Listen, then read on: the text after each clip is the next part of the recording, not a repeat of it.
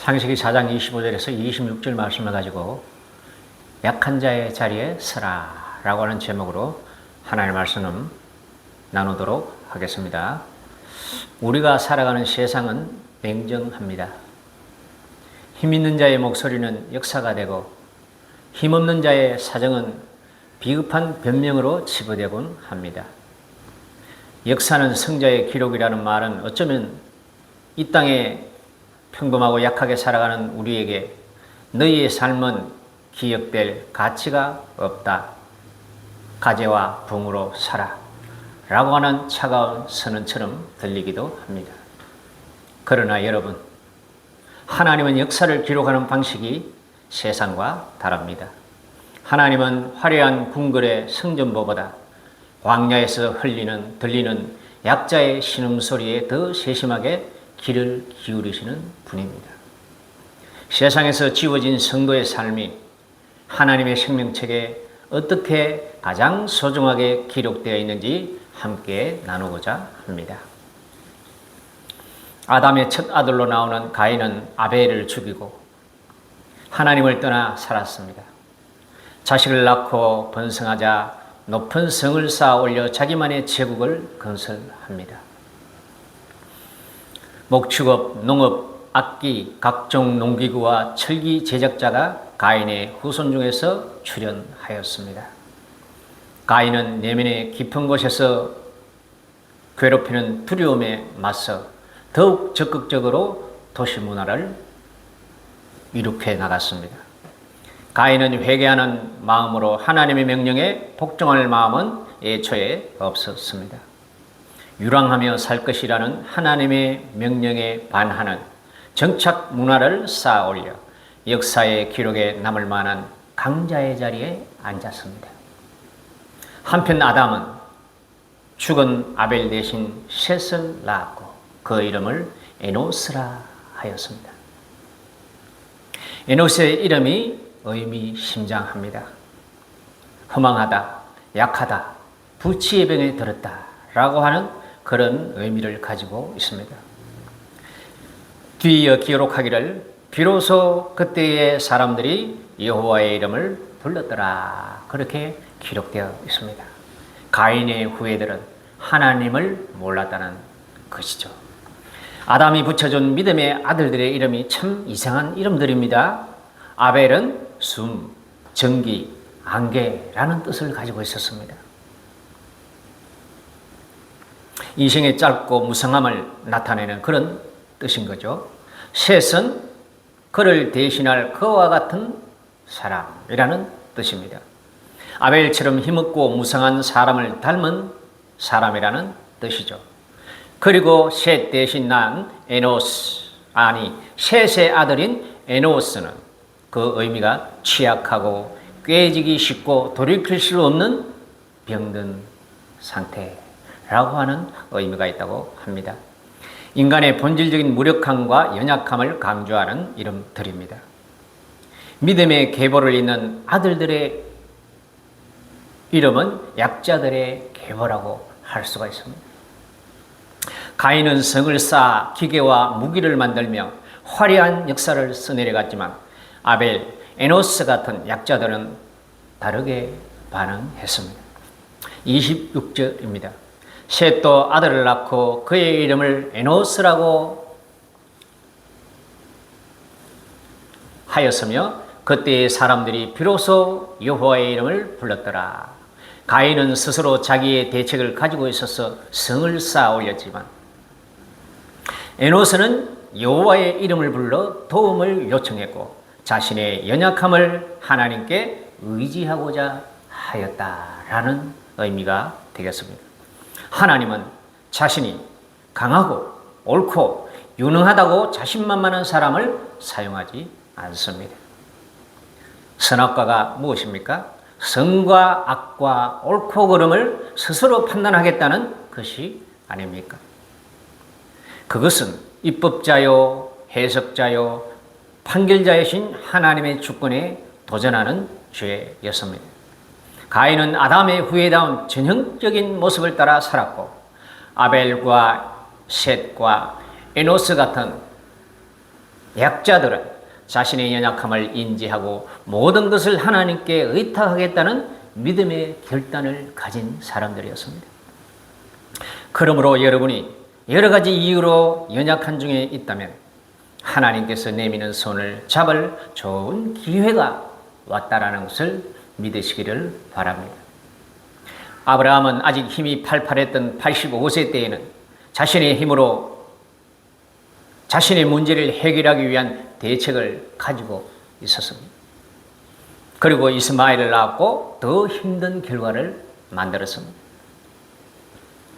100세가 되어 이제 아무것도 할 수 없다고 생각을 하였을 때, 그때 비로소 하나님은 이삭을 주셨고 믿음의 계보를 잇게 했습니다.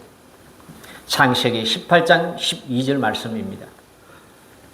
사라가 속으로 웃고 이르되 내가 노쇠하였고 내 주인도 늙었으니 내게 무슨 즐거움이 있으리요. 하나님은 우리의 힘으로는 아무것도 할 수 없다라고 그렇게 할 때를 기다리십니다. 우리들의 대책은 하나님의 일을 자주 방해할 뿐입니다. 우리들은 절벽에 겨우 달려있는 나무 뿌리를 잡고 있는 사람들입니다. 우리는 오른팔이 힘을 다하면 왼손을 잡으리라 라고 하는 자기 자신의 대책을 가지고 있습니다. 그러나 하나님은 우리들에게 그 손마저 놔라 그렇게 말씀을 하십니다. 우리들의 대책과 하나님의 대책은 참으로 큰 차이가 납니다. 야곱이 에서의 장자권을 빼앗기 위해 엄마와 동조하여 아버지 이삭을 속였습니다. 자기의 문제 해결을 위하여 자기가 직접 나섰습니다. 그러나 야곱은 자기 스스로 자기의 문제의 대책을 가지고 해결하려 했을 때 그 결과는 도망자 신세가 되어 다시는 생전에 어머니를 보지 못하는 결과를 낳았습니다. 많은 세월이 지나 노인이 된 야곱이 야복 강가에서 하나님께 전적으로 항복하였을 때 비로소 그는 아버지의 후계자가 될 수 있었고 고향으로 갈 수가 있었습니다. 우리들의 대범한 성격이나 재능이나 지식이 스스로 만족스러울 때가 있습니까? 하나님의 은혜를 가로막는 성벽일 수 있습니다. 건강한 신체와 미모와 그리고 아내와 귀여운 자녀들과 충분한 넓이의 자가 아파트가 여러분들의 마음을 느긋하게 할 때가 있습니까?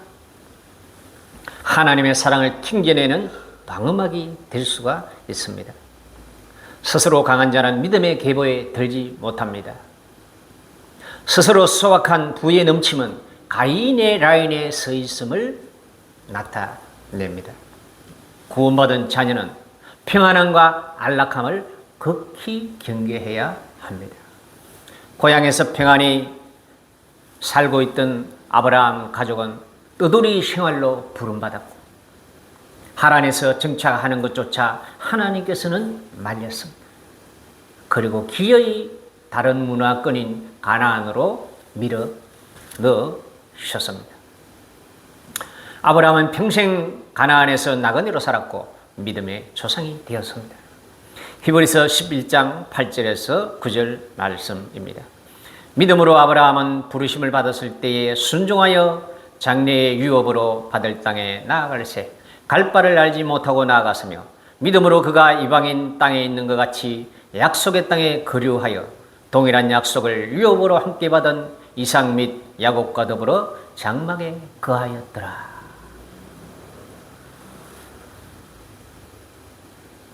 아비와 친척 고향 집을 그 편안하고 안락한 고향을 떠나서 떠돌이 생활로 부름받은 아브라함이 믿음의 조상이 될 수가 있었습니다. 다윗은 사자의 입을 찢고 거인 골리앗을 거꾸로 때리는 강력한 무인이었습니다. 백전백승 불패신화의 주인공입니다. 떠오르는 스타인 다윗을 두고 당시 이스라엘 여인은 이렇게 노래했습니다. 사무엘상 18장 7절입니다. 사울이 죽인 자는 천천히요 다윗은 만만이라. 왕의 사위가 되어 탄탄대로를 보장받는 순간 도망자 신세가 되고 기약 없는 나날들을 보내게 되었습니다. 골짜기와 사막으로 동굴과 외국으로 도망하며 10여 년의 세월을 보내며 다윗은 강력한 무인에서 겸손하고 낮아지고 그리고 약한 자의 위치로 내려갔습니다. 하나님의 자녀는 본래 약하든지 아니면 보이지 않는 하나님의 손에 의하여 강제로 약해지든지 어쨌든 낮아지고 약자의 자리로 내려가야만 하나님의 자녀로서의 용도가 있습니다. 누구도 예외는 없습니다. 예수께서도 그와 같은 방법으로 오셨습니다. 하나님의 아들로서 보좌를 버리고 말구유 근처 더미 위에 오신 분은 약하디 약한 아기였습니다. 이사야 53장 2절 말씀입니다. 그는 주 앞에서 자라나기를 연한 순 같고 마른 땅에서 나온 줄기 같아서 고운 모양도 없고 풍채도 없은즉 우리가 보기에 흠모할 만한 아름다운 것이 없도다. 예수님께서는 태어나자마자 멀리 외국으로 도망자 신세로 3년을 지내셨고 돌아와서도 외지고 소외받는 나사렛 깡촌에서 성장하셨습니다. 마태복음 2장 21절에서 23절 말씀입니다. 요셉이 일어나 아기와 그의 어머니를 데리고 이스라엘 땅으로 들어가니라. 그러나 켈라오가 그의 아버지 헤롯을 이어 유대의 임금됨을 듣고 거기로 가기를 무서워하더니 꿈에 지시하심을 받아 갈릴리 지방으로 떠나가 나사렛이란 동네에 가서 사니 이는 선지자로 하신 말씀에 나사렛 사람이라 칭하리라 하심을 이루려 함이라. 12제자들 중에 가장 똑똑했던 유다는 예수님의 힘을 등지고 혁명을 일으키려고 하였으나 그는 배신자의 아이콘이 되었습니다. 그러나 베드로는 자신의 약한 모습을 깨닫고 낮아진 베드로는 십자가를 거꾸로 지고 순교하는 순교자가 되었습니다. 마가복음의 저자 마가는 청년의 패기로 삼촌 바나바와 바울의 세계 선교에 선뜻 따라 나섰습니다. 그러나 그 젊은 패기는 끝까지 가지를 못하고 중간에 포기하고 돌아갔습니다. 미가 3장 8절 말씀입니다. 오직 나는 여호와의 신으로 말미암아 권능과 공의와 재능으로 체험을 얻고 야곱의 허물과 이스라엘의 죄를 그들에게 보이리라. 스가랴 4장 6절입니다. 그가 내게 이르되 가로되 여호와께서 스룹바벨에게 하신 말씀이 이러하니라. 만군의 여호와께서 말씀하시되 이는 힘으로 되지 아니하며 능으로 되지 아니하고 오직 나의 신으로 되느니라. 하나님의 일은 사람의 힘이나 재주로 패기로 되는 것이 아니라 오직 약한 자를 통하여 역사하시는 성령을 통해서 된다는 말씀입니다. 오랜 세월이 지나 연륜이 쌓이고 젊음의 패기가 꺾일 때 비로소 마가는 바울의 신뢰하는 동력자가 될 수 있었습니다. 바울이 로마 감옥에 있으면서 여러 서신을 기록하였는데 마가의 이름이 서신에 반복적으로 자주 거론됩니다. 골로새 4장 10절 나와 함께 갇힌 아리스다고와 바나바의 생질 마가와 이 마가에 대하여 너희가 명을 받았음에 그가 이르거든 영접하라. 디모데후서 4장 11절 말씀입니다. 누가 만나와 함께 있느니라. 네가 올 때에 마가를 데리고 오라. 그가 나의 일에 유익하니라. 빌레몬서 1장 23절입니다. 그리스도 예수 안에서 나와 함께 갇힌 자 된 에바브라와 또한 나의 동력자 마가 이렇게 또한 동력자라고 사도 바울이 말하고 있습니다. 바울의 1차 전도 여행 중 돌아간 마가는 바울이 로마 감옥에 수감되어 서신서를 쓰는 그 시점까지 그 연수가 15년에서 20년 정도 된다고 합니다. 마가의 폐기가 꺾이기까지 하나님은 그 세월을 기다리신 겁니다. 저와 여러분들이 내가 할 수 있다, 나 자신 있어, 얼마든지 가능해, 그렇게 자신만만해 할 때는 하나님의 성령이 우리를 통하여 일할 수가 없어요. 우리의 자신감이, 우리의 패기가, 우리의 능력이 꺾였을 때, 그때 비로소 하나님의 영은 우리를 통하여 일하실 준비가 되신 것입니다. 지금도 여전히 세상은 강자의 역사와 약자의 역사가 기록되고 있습니다. 강자의 역사는 세상에, 약자들의 역사는 하나님의 생명책에 기록되고 있습니다. 지금도 가인의 후예는 자기만의 성을 쌓아가고 있습니다. 부와 명예와 기술과 지식의 성을 높게 쌓아가고 있습니다. 그러나 약자들인 믿음의 계보에 줄을 선 사람들은 예수 그리스도의 이름으로 여호와의 이름을 부르고 그에게 모든 것을 의탁합니다. 예수만이 전부인 것처럼 살아갑니다. 말씀을 생명으로 안고 살아갑니다. 저와 여러분들은 강자입니까? 약자입니까? 시편 1편 말씀입니다. 복 있는 사람은 악인들의 꾀를 따르지 아니하며 죄인들의 길에 서지 아니하며 오만한 자들의 자리에 앉지 아니하고 오직 여호와의 율법을 즐거워하여 그 율법을 주야로 묵상하는 자로다. 그는 시냇가에 심은 나무가 철을 따라 열매를 맺으며 잎사귀가 마르지 아니함 같으니 그가 하는 모든 일이 다 형통하리로다. 악인들은 그렇지 아니하며 오직 바람에 나는 겨와 같도다. 그러므로 악인들은 심판을 견디지 못하며 죄인들이 의인들의 모임에 들지 못하리로다. 무릇 의인들의 길은 여호와께서 인정하시나 악인들의 길은 망하리로다. 연약한 자가 의인입니다. 연약해서 하나님을 의지하는 자를 하나님은 어렵다 해주십니다. 그러나 자기의 힘, 자기의 지식, 자기의 능력을 믿고 스스로 일을 해나가는 사람은 성경은 악한 자다, 그렇게 말하고 있습니다. 사랑하는 우리 성도 여러분, 여러분들은 약자입니까? 강자입니까? 어려운 자입니까? 악한 자입니까? 우리는 가인의 라인에 서기보다는 아벨의 라인에 서서 하나님을 부르며 하나님의 의탁하여 여호와의 영으로 모든 삶을 살아갈 수 있기를 주의 이름으로 권면드립니다. 복 있는 자는 말씀을 의지하는 자요 약함을 인정하는 자입니다. 악인은 말씀과 상관없이 살고 자기의 약함을 인정하지 못하는 사람입니다. 하나님은 약자의 하나님이고 약자의 역사를 생명책에 기록으로 남기시는 분입니다.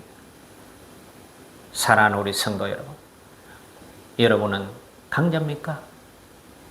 약자입니까?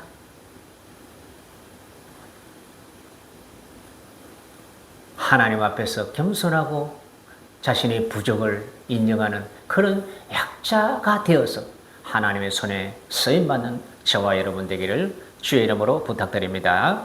할렐루야, 아멘. 찬양 하나 하도록 하겠습니다.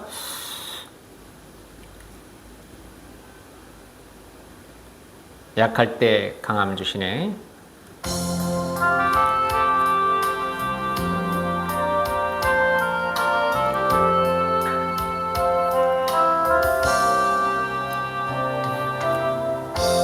약할 때 강함 대신에 나의 보배가 되신 주 나의 모든 것. 주 안에 있는 보물을 나는 포기할 수 없네. 주 나의 모든 것. 예수 어린 양 존귀하니라. 예수 어린 양 존귀하니라.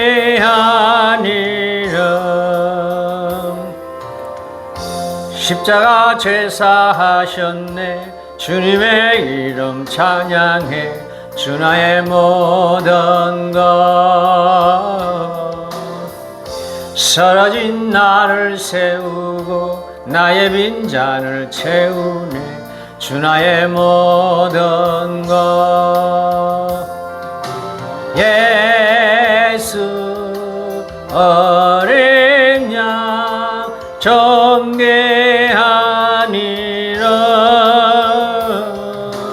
예수 어린 양 존귀하니라.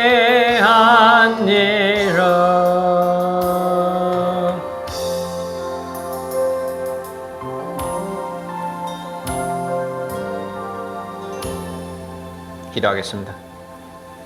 사랑이 많으시고 거룩하신 아버지 하나님,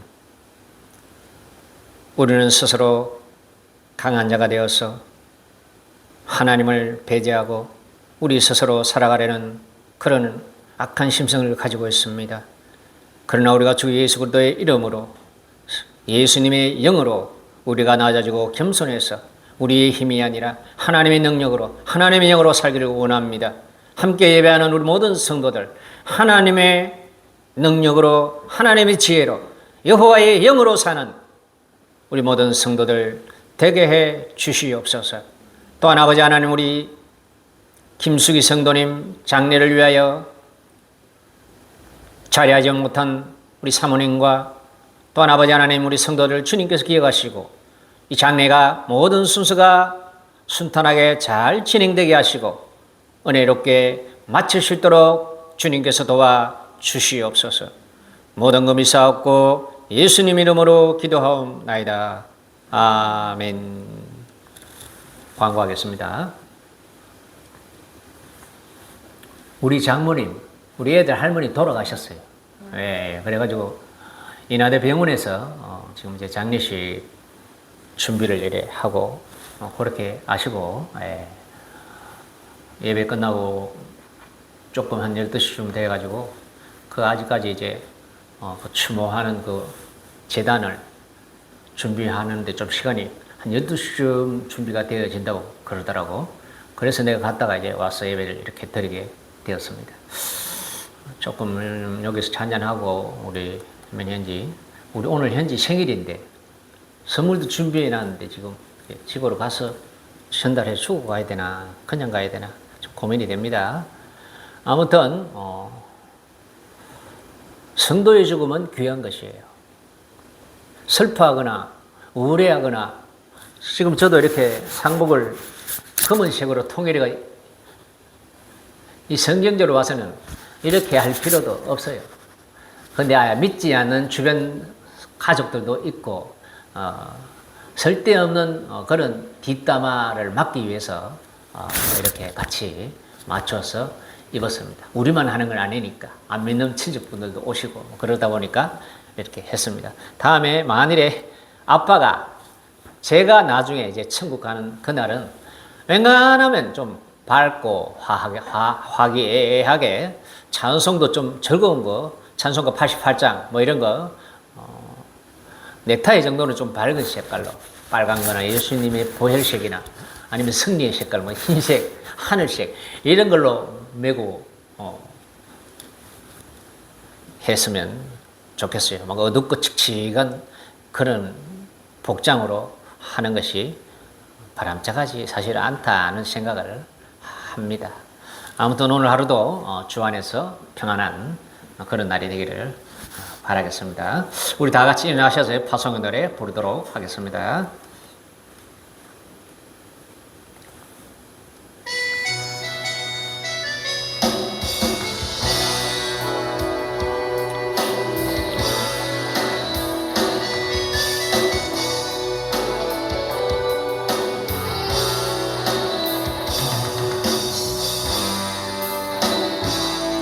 너의 가는 길에 주의 평강 있으라.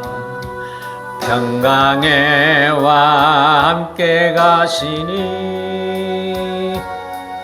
너의 걸음 주 인도하시니 주의 강한 손 널 이끄시리. 너의 가는 길에 주의 축복이 있으리.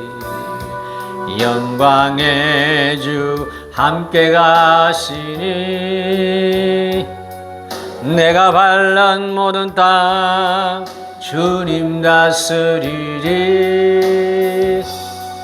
나는 주의 길 예비케 되리.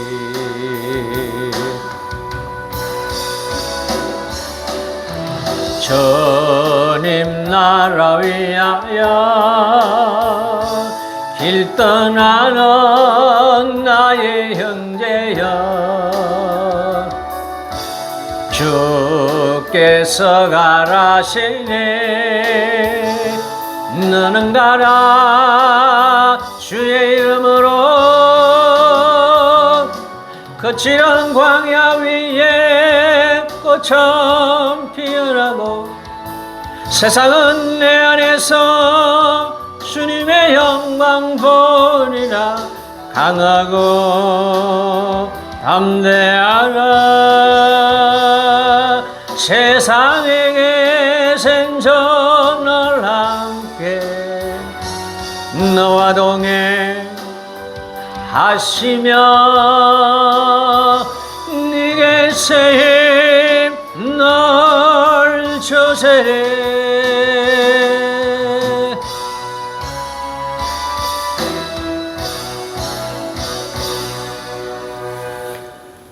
하늘에 계신 하나님 아버지의 놀라운 사랑과 우리를 위하여 죽으시고 부활하신 예수님의 그 큰 은혜와 성령님의 교통하심이 이 자리에 예배하는 우리 모든 성도들 머리 위에, 모든 삶의 현장 위에, 그리고 또한 천국으로 떠난 할머니 한송 예배 위에 지금부터 영원토록 함께 계시기를 기도하옵나이다. 아멘. 할렐루야.